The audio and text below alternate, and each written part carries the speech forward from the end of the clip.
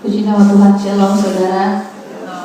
Kita mengucap syukur atas kebaikan Tuhan. Kita boleh dipertemukan lagi di tempat semua karena kemurahan Tuhan. Amin. Pada pagi hari ini kita masuk di dalam pembacaan Santawari pasal yang ke-13. Kita akan baca bersama-sama satu ayat saja di ayat yang ke-10 dalam hitungan ketiga. 1, 2, 3. Maka bangkitlah murka Tuhan terhadap Usa, lalu ia membunuh dia oleh karena Usa telah mengulurkan tangannya kepada tabut itu. Ia mati di sana di hadapan Allah. Puji nama Tuhan. Pada pagi hari ini kita melihat pasal ini bercerita tentang bagaimana Daud mempunyai rencana untuk memindahkan tabut Allah ke kota Daud di Yerusalem, ya. Yang sebelumnya kita tahu bahwa Daud tabut Allah ini sebelumnya berada di rumah Abinadab, ya, setelah dikembalikan oleh bangsa Filistin, ya saudara. Kita tahu peperangan sebelumnya, dan di ayat-ayat selanjutnya dicatat bahwa masa kepemimpinan Raja Saul, di pasal 13 ini diceritakan bahwa Raja Saul tidak mengindahkan tabut Allah. Kita tahu bersama bahwa Daud ini adalah pribadi yang senang bertemu dengan Tuhan, saudara, lewat puji-pujian, penyembahan kepada Tuhan. Maka daripada itu, ketika saat ini, pasal ini bercerita tentang Daud menjadi pemimpin bangsa Israel, makanya Daud punya inisiatif supaya ada persekutuan dengan Tuhan. Dia punya inisiatif untuk memindahkan tabut Allah ini, ya saudara, yang dikatakan sebelumnya bahwa tabut ini ada di rumah Abinadab, saudara. Kurang lebih di situ ada sejarah yang saya baca, kurang lebih ada 20 tahun di rumah Abinadab, saudara. Tapi apa yang terjadi, saudara, di pasal 13 ini, kita melihat bahwa mungkin kalau kita baca suatu kejadian yang sangat mengerikan, ya saudara, di mana ketika Daud mempunyai inisiatif untuk memindahkan tabut Tuhan, dan di tengah perjalanan mereka terjadi insiden, ya saudara. Di ayat selanjutnya dikatakan bahwa keretanya saudara tergelincir. Jadi di situ Usa mempunyai inisiatif, ya saudara, untuk mungkin, ya, kalau kita mau tahan, ya, mau tahan tabut Allah itu supaya tidak jatuh. Nah, kita mau cari permasalahan apa yang terjadi di pasal 13 ini, saudara. Ternyata, saudara, kalau kita mempelajari bahwa untuk memindahkan tabut Allah, tabut perjanjian ini bukan hal yang sembarangan, saudara. Ya, kalau kita ternyata untuk memindahkan tabut ini ada aturan-aturannya. Kalau kita mau baca, ya saudara, kalau saudara ingin meneliti lebih dalam lagi peraturan-peraturan yang ada, itu terdapat di kitab Keluaran, kitab Bilangan, dan juga kitab Imamat, saudara. Tapi kalau kita mau melihat, saudara, di ayat yang pertama Daud katakan bahwa dia hanya berunding, saudara, dengan pasukan kepala 1000, dengan pasukan kepala 100 untuk memindahkan tabut itu. Di ayat yang kedua dia bilang, nanti kalau ada kehendak Allah, kalau Tuhan berkehendak, kita akan memindahkan tabut itu. Tapi ternyata, saudara, saya belajar, ya saudara, ternyata Daud sebenarnya tidak benar-benar ingin meminta persetujuan dari Tuhan. Jadi yang pertama saya melihat di sini bahwa Daud tergesa-gesa. Daud tidak memikirkan matang-matang bagaimana cara untuk memindahkan tabut itu, saudara. Sementara sudah dikatakan, saudara, Alkitab bilang dari Keluaran di situ, ini tabut Allah, ini bukan barang yang sembarangan, ini barang yang kudus yang tidak boleh sembarangan dipindahkan. Ada aturan-aturan yang harus dilaksanakan, saudara. Kalau kita mau lihat di sini, saudara, di ayat yang ketiga, dan baiklah kita memindahkan tabut Allah ke tempat kita. Pada zaman Saul kita tidak mengindahkannya, Maka seluruh jemaat itu berkata bahwa mereka akan berbuat demikian, sebab usul itu dianggap baik oleh segenap bangsa itu.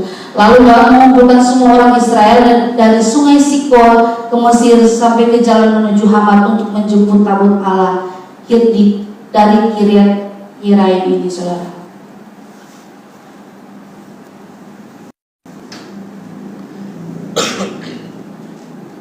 Hal yang pertama yang kita mau belajar di sini, saudara, ternyata yang hanya boleh, saudara, memindahkan tabut ini cuma orang suku Lewi, saudara. Orang yang mempunyai keturunan keimaman, saudara. Jadi hanya orang-orang tertentu yang bisa memindahkan tabut ini, saudara. Tapi apa yang kita lihat, saudara, di pasal ini bahwa ternyata Daud hanya menyuruh siapa, saudara?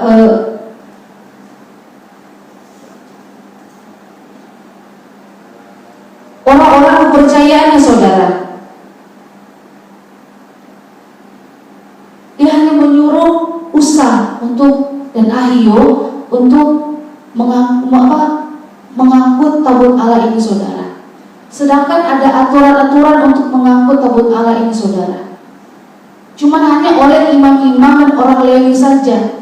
Cara pengangkutannya pun beda, saudara. Di sini dijelaskan ditaruh di atas kereta, ditarik oleh kereta, saudara. Sebenarnya bukan seperti itu cara untuk mengangkat tabut Allah. Di sini dijelaskan bahwa mengangkat tabut Allah itu harus pakai tadi, saudara, kalau ada orang, saya mau tampilin di LCD, saudara. Tadi dia saudara pakai kayu pengusung. Jadi di keempat sudut itu, saudara, seperti ini ada seperti gelang emas itu, saudara. Jadi nanti di situ dimasukkan kayu pengusung. Ya, jadi ada beberapa orang, 4 orang yang mengangkatnya, saudara. Jadi bukan ditaruh di atas kereta seperti itu, saudara. Itu sudah satu hal yang fatal, ya, satu kesalahan yang dilakukan oleh Daud. Dan di situ di pasal 13 ini tidak diceritakan bahwa tabut Allah pun dibiarkan dia cuma diangkat seperti itu, saudara, tidak ditutup. Sedangkan kalau kita baca di kitab Keluaran, saudara, peraturan-peraturan memindahkan tabut Allah itu harus ditutup dengan kain biru, ya, saudara. Tidak boleh dipertontonkan, tidak boleh asal-asal untuk melihat tabut, karena ini adalah barang yang suci, barang yang kudus, barang yang sakral. Tapi inilah yang dilakukan kesalahan Daud pada waktu itu, saudara. Di pasal 13 Daud melakukan kesalahan, dia tidak melakukan peraturan-peraturan yang ada, saudara.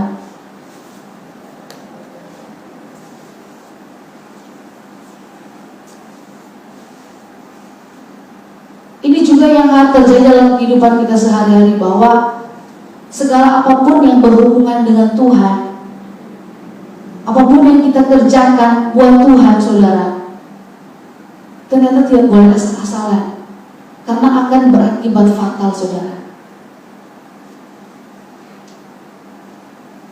Daud harusnya sadar, saudara. Daud harusnya pikir bahwa sebelum mau dipindahkan dari Abinadab, ya, saudara, dari rumah Abinadab mau dipindahkan ke Israel, dia harus tahu itu tabut Allah itu ada di siapa dulu, sebenarnya, saudara. Dia harus tahu, bukan asal-asalan seperti yang dilakukan Daud dan Usa dan Ahio, saudara. Semua orang kepala pasukannya, yang saudara. Kalau di pasal 13 itu menceritakan memang saudara, mereka mempunyai inisiatif yang baik, ya, saudara, ingin memuliakan Tuhan. Makanya diceritakan di pasal 13 ini bahwa mereka punya dengan hati yang gembira. Ketika dalam pengiringan mereka mau membawa tabut itu diceritakan bahwa mereka menari-nari, bersorak-sorak memuji Tuhan. Tapi mereka melakukan dengan cara yang salah. Yang seperti saya katakan tadi, saudara, ternyata kalau kita mau melakukan pekerjaan Tuhan, tidak boleh sembarangan, saudara. Jangan asal-asalan. Sesuatu yang berhubungan dengan Tuhan yang kita kerjakan buat Tuhan, ternyata nggak boleh asal-asalan. Semua ada aturan-aturannya. Makanya kalau kita bergereja, berjemaat, semua ada aturan-aturannya. Menjadi seorang pelayan juga saudara ada aturannya. Tidak sembarangan orang saudara. Makanya ditetapkan siapa yang bisa membawa tabut ini. Cuman orang Lewi. Dan harusnya Daud tuh harus sadar bahwa sebelumnya ini di rumah Abinadab. Dan kita harus tahu bahwa kalau kita mau belajar saudara, siapa sih Abinadab ini saudara? Abinadab ini saudara adalah keturunan dari Eliasar. Siapa Eliasar ini saudara? Eliasar ini adalah pemimpin suku Lewi saudara. Jadi bukan dari orang-orang yang asal-asalan saja tabut ini berada saudara. Di Bilangan 3 ayat 32 dikatakan begini, adapun pemimpin tertinggi orang Lewi ialah Eliasar, anak Imam Harun yang mengawasi mereka yang memelihara barang-barang kudus. Seharusnya ya sebelum kesalahan ini terjadi, sebelum tragedi ini terjadi, Daud harus punya istilah prepare ya saudara, harus mempersiapkan dengan baik. Begitu juga kita di dalam pelayanan pekerjaan kita sehari-hari, tugas dan tanggung jawab kita sehari-hari, semua kita harus mempersiapkan dengan baik, dengan teliti. Karena kalau kita tidak teliti saudara, bisa jadi membuat suatu kesalahan. Syukur-syukur kalau kesalahan yang biasa saja saudara. Kalau terjadi kesalahan yang fatal, ya seperti kejadian yang terjadi di pasal 13 ini saudara, mengakibatkan, makanya di ayat 10 dibilang situ, maka murka Tuhan datang kepada Usa ya saudara. Padahal kalau kita mau lihat saudara, Usa tuh punya inisiatif yang baik ya. Mungkin misalnya kalau saat kita melihat orang yang ngomongin mau ditabrak mobil atau motor, kita berusaha untuk menarik. Itu kan suatu tindakan kalau menurut pandangan kita itu tindakan yang baik, tindakan yang benar. Tapi tidak berlaku untuk pasal ini saudara. Karena kenapa? Dari awal saja mereka sudah membawa itu sudah tidak pakai peraturan-peraturan yang ada. Emang saudara peraturan hukum Taurat itu saudara, itu kalau kita mau lihat sungguh sangat kejam ya saudara. Kalau kita mau baca lebih lagi dalam lagi saudara, kalau kita mau teliti lebih dalam lagi tentang kejadian-kejadian sebelum ini terjadi saudara. Bayangkan saudara di sebelum ini kalau saya baca dari malam saudara, mereka pun yang mau bawa ini saudara, mereka melihat tabut ini tidak ditutupi dengan kain nih saudara. Mereka hanya bisa menengok, tiba-tiba langsung mati 70 orang saudara. Yang artinya ini sangat kudus, sangat sakral.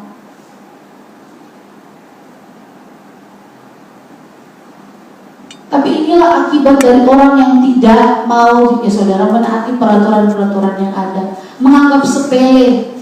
Ya, seringkali juga itu terjadi dalam kehidupan kita. Bukankah kita sering menyepelekan Tuhan ya saudara? Karena kita selalu berpikir bahwa Tuhan mengasihi saya. Jadi kalau saya buat yang dosa seperti ini, Tuhan masih mengampuni kita.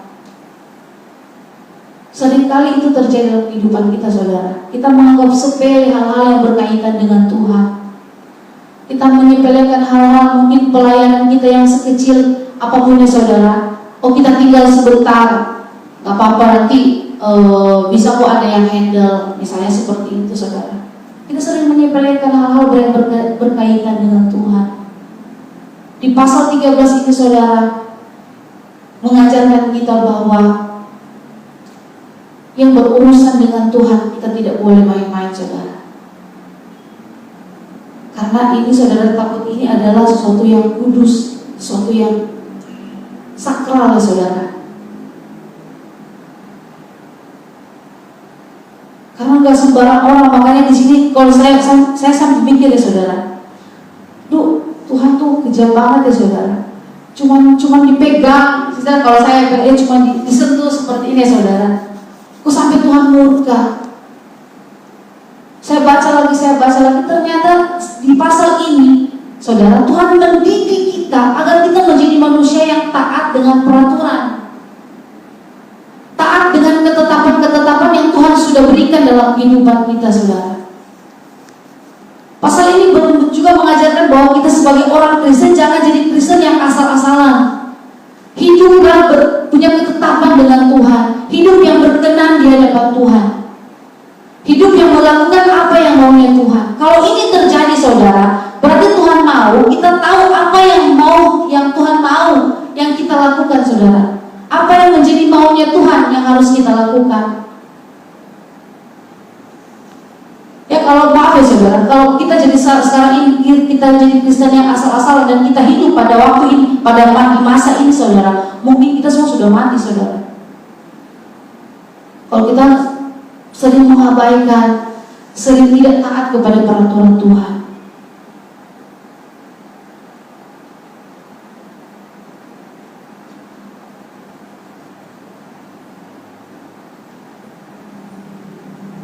Di pasal 13 ini saudara, ini sangat, kalau saya baca ya saudara, sangat mengerikan saudara. Ada banyak kesalahan yang mereka lakukan. Yang pertama bahwa Usa dan Ahio itu bukan kaum Lewi. Setelah saya baca saudara, asal mula mereka, keturunan mereka dari mana, ternyata Usa dan Ahio ini bukan dari kaum Lewi. Dan yang kedua yang seperti yang saya katakan tadi, bahwa mereka tidak mengusung, tidak mau mempersiapkan dengan baik, asal-asalan saudara.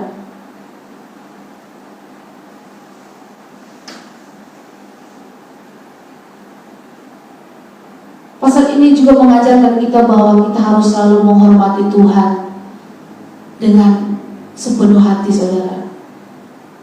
Pasal ini mengajarkan kita bahwa sikap hormat kita kepada Tuhan harus benar-benar sikap yang berkenan di hadapan Tuhan. Bukan hanya untuk mengejar. Kalau kita, saya mau lihat ya saudara, Daud ini saudara punya keinginan ya saudara. Dia cuma berpikir supaya golnya dia bisa bawa tabut ini, tapi dia nggak mikir proses perjalanannya saudara. Proses apa yang harus dipersiapkan untuk mengusung tabut ini saudara.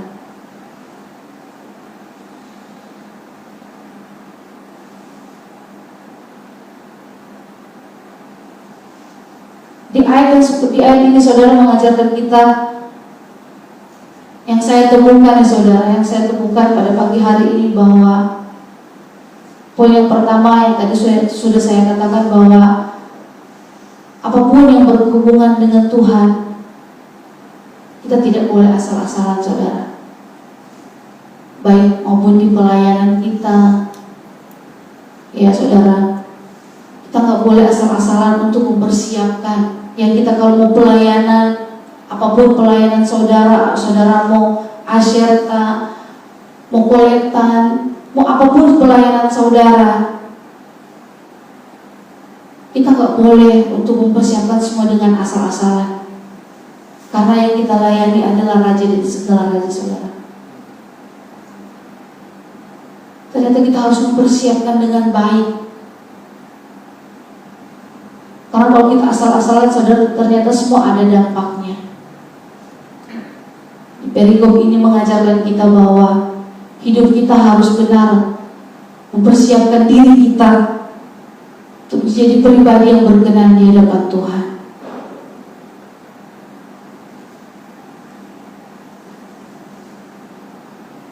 Kalau kita baca saudara di bagian yang kedua, kita membaca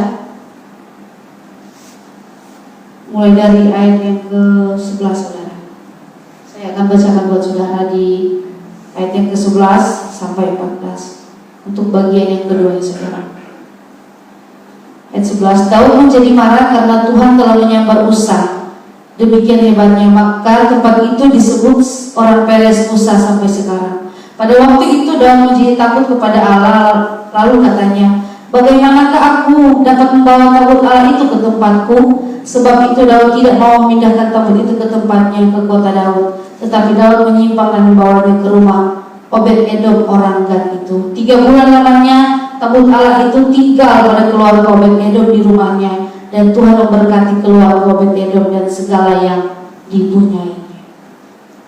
Jadi saudara, ketika di ayat selanjutnya saudara, ketika kejadian itu terjadi saudara, Daud pertama saudara marah dan kesal kepada Tuhan. Jadi Daud, kalau kayak seperti bahasa kita cuma begitu, masa marah ya saudara, sampai ada korban ya saudara.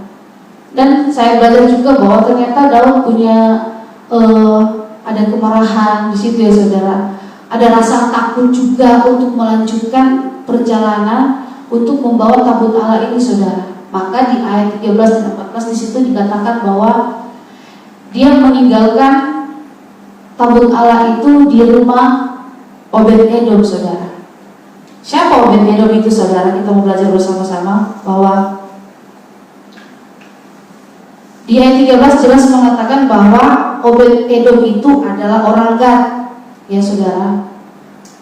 Jadi saya bertanya, kok kan bukan orang Lewi ya saudara, kok bisa Obed-Edom ini bisa memelihara ya saudara untuk menampung tabut Allah ini? Ternyata saya baca, ternyata Obed-Edom ini saudara adalah masih keluarga Bani Korah, kaum Kohat saudara. Jadi masih ada keturunan dari Lewi saudara, walaupun di situ dikatakan dia adalah orang Gad.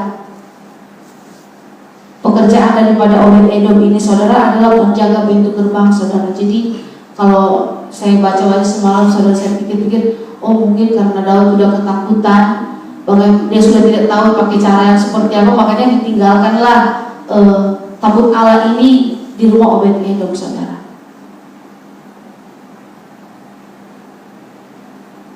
Tapi kalau kita mau melihat di sini saudara, di pasal di ayat 13 14 ini, bahwa kalau mungkin ya saudara, pasti Daud menceritakan kejadian-kejadian ini kepada Obed-Edom.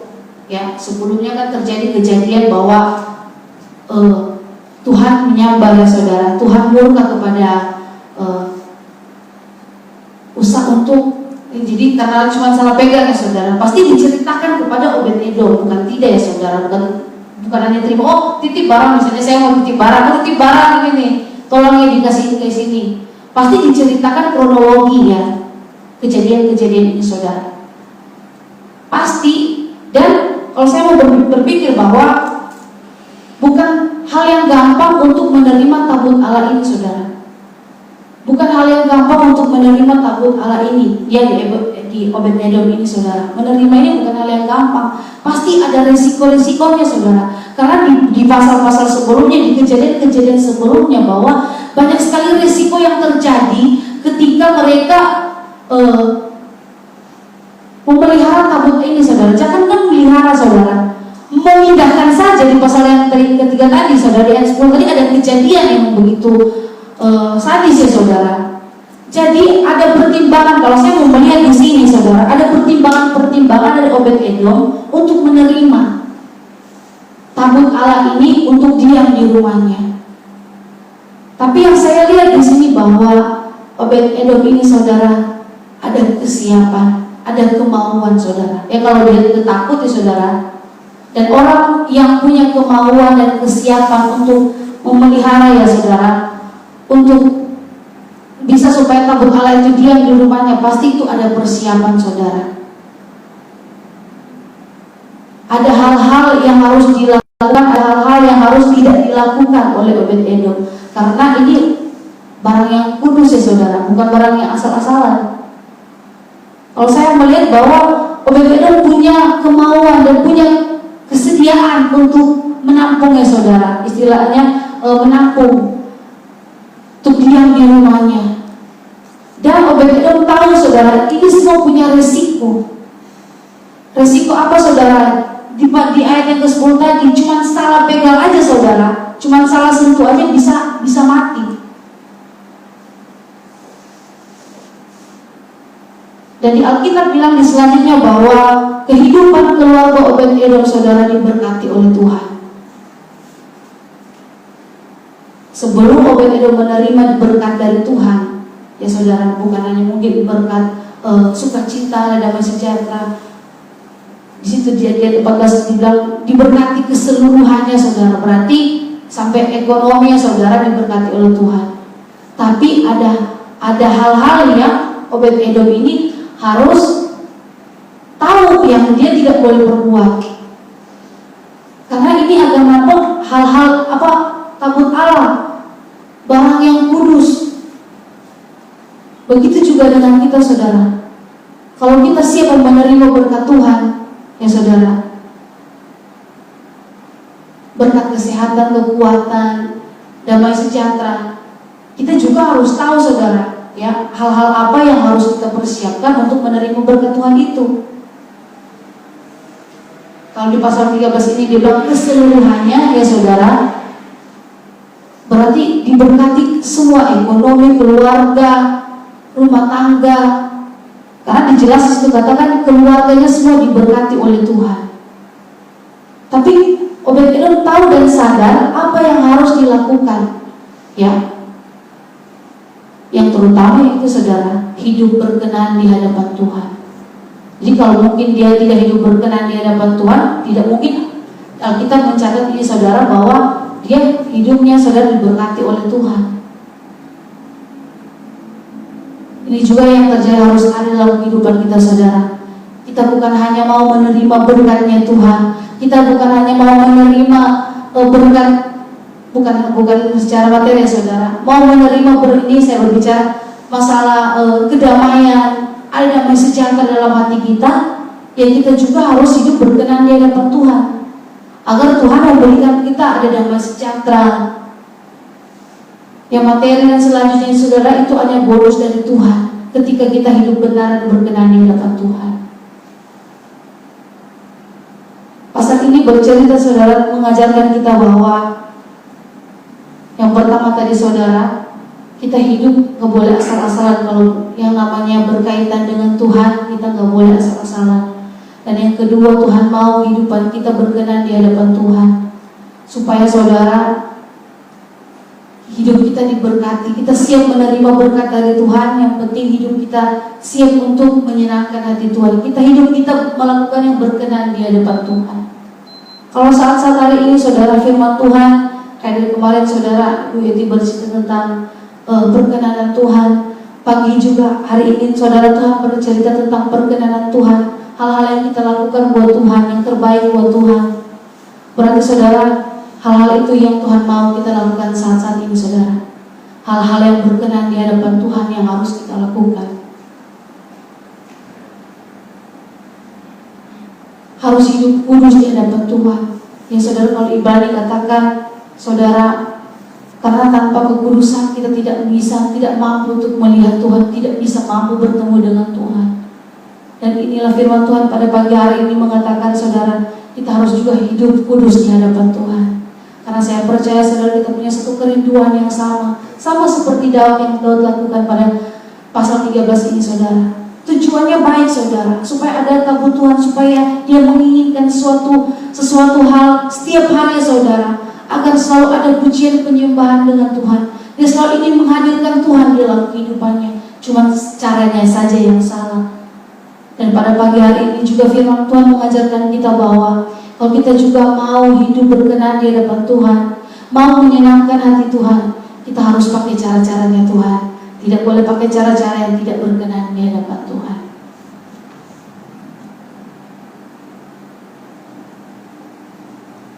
Mari, saudara, firman Tuhan mengajak kita untuk kita terus hidup berkenan, menjaga kekudusan kita di hadapan Tuhan, agar kita menjadi orang-orang yang berkenan di hadapan Tuhan. Puji nama Tuhan. Demikian kebenaran firman Tuhan. Mari kita menyembah Tuhan.